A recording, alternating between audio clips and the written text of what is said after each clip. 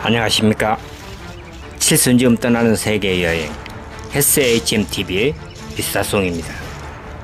생각나는 대로 발길 닿는 대로 떠나보는 여행 중입니다. 이번에는 링골드갭 전쟁터로 가봅니다. 링골드 협곡은 채터누가 전투에서 패배하여 퇴각하는 남군과 이를 추격하는 북군 간에 벌어졌던 전투 장소입니다. 미국 남북전쟁에서 채터누가 전투는 북군의 미셔널 리치 점령으로 인하여 북군 승리로 기록됩니다. 북군 그랜트 사령관의 전략적 승리이기도 하지만 미셔널 리치의 3개의 큰 줄기 그 전투 현장에서의 모든 승리를 의미하는 것은 아닙니다. 남군의 중심부와 그 좌측, 우측에서의 3개 전투지역에서 남군 브래그 사령관의 중심 방어가 제일 먼저 뚫리면서 좌측 방어선이 무너지고 남군이 전면적으로 후퇴하는 상황이 되자 북군의 셔먼 장군의 공격을 잘 방어하던 남군의 북쪽 방어지역 패트릭 클레번 사단도 어쩔 수 없이 동반하여서 퇴각하게 됩니다.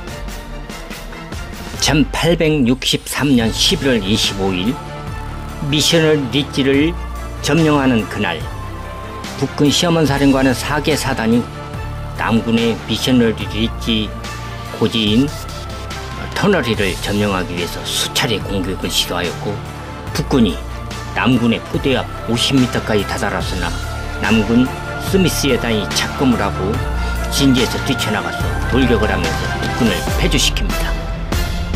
북군은 계속적인 공격을 시도했죠.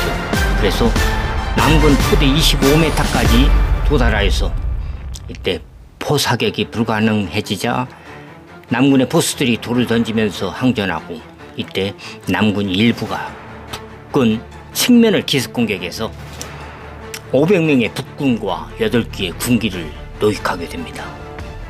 이때 클레번 사단의 손실은 겨우 220명에 불과했다고 합니다. 클레번 사단이 셔먼의 목줄을 잡고 흔들면서 선전하였으나 남군의 전면적 후퇴로 인하여 조지아주 돌턴으로 후퇴하게 됩니다.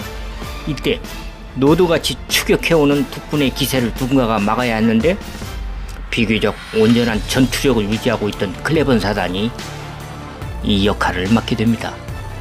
군수물자와 병력을 실은 기차는 더디게 가고 수레와 대포바퀴는 진흙에 빠져서 허우적대는 상황에서도 클레버는 남군이 안정적으로 후퇴할 수 있도록 방어를 해줍니다.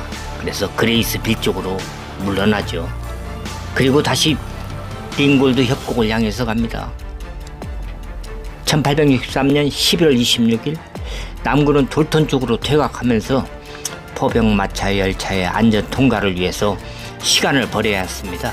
그때 남군의 브레그 사령관은 클레버 사단으로 하여금 링골드갭 방어를 명령합니다. 클레버는 단일 사단 4157명으로 방어하기에는 너무 무리하다 싶어서 추가 병력을 요청했으나 브레그는 거절합니다.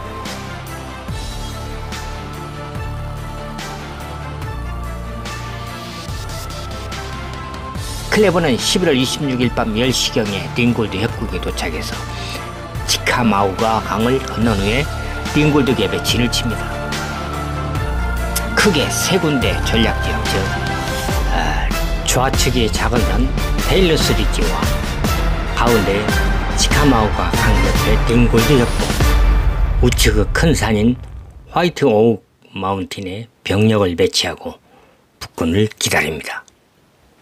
북군의 그랜트 사령관은 11월 26일 오전에 남군 추격을 명령했으나 명령 혼선으로 인해서 병력이 일찍 출발하지 못합니다. 남군이 치카마우가 강 다리를 불태워서 북군 후커 사령관은 밤 늦게서 링골드에 도착하게 되죠.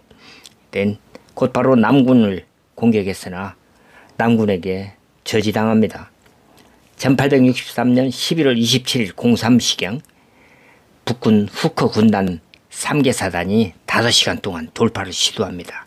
그러나 모두 실패하게 됩니다. 클레버는 남군이 보급열차와 마차, 포대가 안전하게 후송될 때까지 북군 추격을 방어하고 협곡을 사수하다가 12시경 돼서 브레그 사령관의 명령으로 진지를 떠납니다. 철수하는 상태를 감추기 위해서 전방에 교정군을 남겨두며 북군을 숙이다가 오후 2시경에 전면 퇴각합니다. 그리고 치카마우가 동쪽 다리를 불태워버리죠. 클레버는 링골드 전투에서 사망 20명, 부상 210명이었으나 후커의 북군은 509명의 사상자가 발생합니다. 클레버는 남군 약 4,200명이 후커의 북군 약 16,000명을 상대로 해서 승리한 전투였으니 남군 연맹의과 링골드 협곡 전투에 대한 감사의 전문을 보내어 위로했을 만합니다.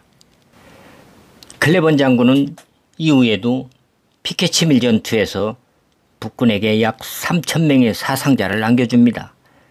이는 북군의 셔먼 장군에게 터널힐 전투에 이은 두 번째 좌절을 남겨준 셈이 되죠. 이러한 영웅도 패색이 짙은 남군의 운명에 따라서 1864년 11월 30일 프랭클린 전투에서 자살 같은 전면 공격을 하다가 복부에 총탄을 맞고 전장에서 절명합니다. 말을 타고 부대의 선두에 나타난 클레번이 북군 진지 앞에 도달해서 칼을 빼들고 부하들을 향해 돌아본 것이 클레번의 마지막 모습이었다고 합니다. 그에겐 서부의 철벽, 스토널 오브 더 웨스트라는 칭호가 붙게 됩니다. 동부의 스토널 잭슨과 비견되지요. 클레버는 아일랜드 출생으로 아버지가 의사였으나 15세 때 고아가 되어서 의대 가는 걸 포기하고 영국군에 입대했다가 미국으로 이민합니다. 연고도 없는 남군에 입대하고 사병으로 입대했으나 대위로 선출되었고 1862년 사단장에 승진합니다. 그는 흑인을 해방시켜서 남군의 군 인력으로 충원시키자고 했으나 대통령 데이비스가 강력하게 반대했다고 합니다. 그러나 이 제안은 나중에 리 장군이 밀어붙여서 통과를 시키게 됩니다. 그러나 아쉽게도 최초의 흑인 병사 투입 직전에 남북전쟁이 끝나게 됩니다.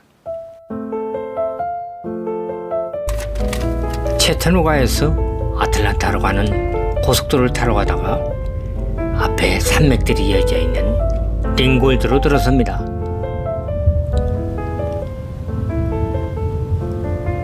치카마우가 강 다리를 지나고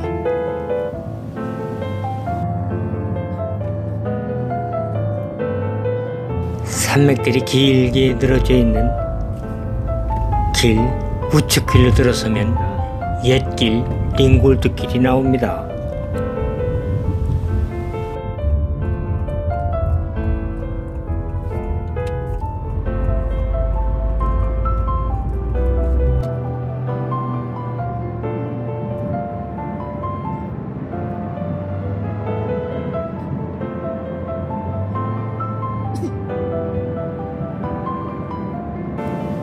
아주 한적한 전원이나 면수재지 같은 도시 모습입니다. 앞에 보이는 산 아래로 지금도 사용 중인 철로가 있는데 톰 크라크 트레인 뷰잉 플랫폼이라고 해서 달리는 기차들을 볼 수 있는 제법 운치 있는 장소라고 합니다. 저 산 위에서 진을 치고서 기다리던 남군들은 엄청나게 몰려오는 북군의 계속되는 증강 전력을 보고서 기가 질렸을 법도 합니다. 바로 앞에 보이는 저 산이 화이트 오욱 마운틴이고 그리고 그 산의 우측에 테일러스 리지가 있습니다. 그 가운데의 링골드 협곡으로 기찻길과 강줄기가 어우러져서 흐르고 있습니다. 지금은 레리 맥도널드 메모리얼 하이웨이라고 아주 큰 고속도로도 계곡을 통과하고 있습니다.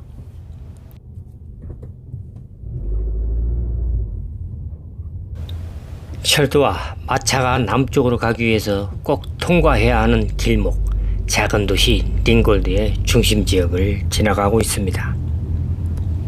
현재 위치에서 바라다 보니까 북군 진영에서 본 전쟁터 그림과 거의 똑같군요.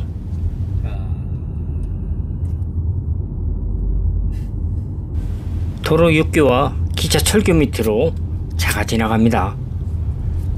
철교 옆에 관광 플랫폼이 있습니다. 때마침 남에서 북쪽으로 향하는 기차 소리가 아주 크게 들립니다.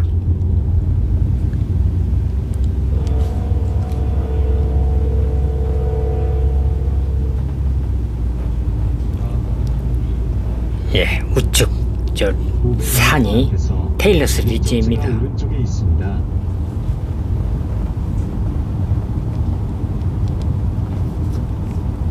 이제 링골드 갭 배틀필드 다 와갑니다. 기차의 화물 차량이 얼마나 긴지 약 4~5분 정도는 적용될 만큼 그런 아주 오랫동안 기차 소리를 들을 수가 있었습니다.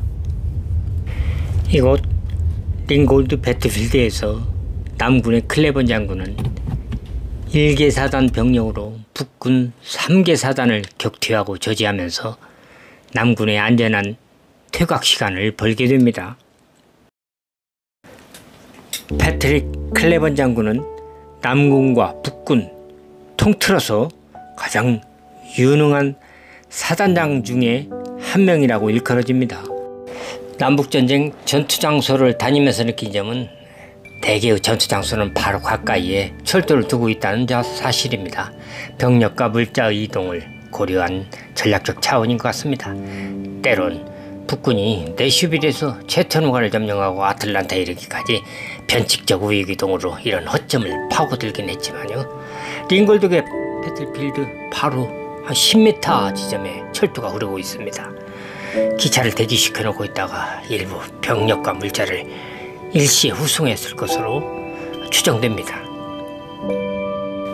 이제 산줄기 오르막길을 지나서 레사카 전투장을 향해 가보겠습니다. 지금까지 시청하여 주신 여러분 대단히 고맙습니다.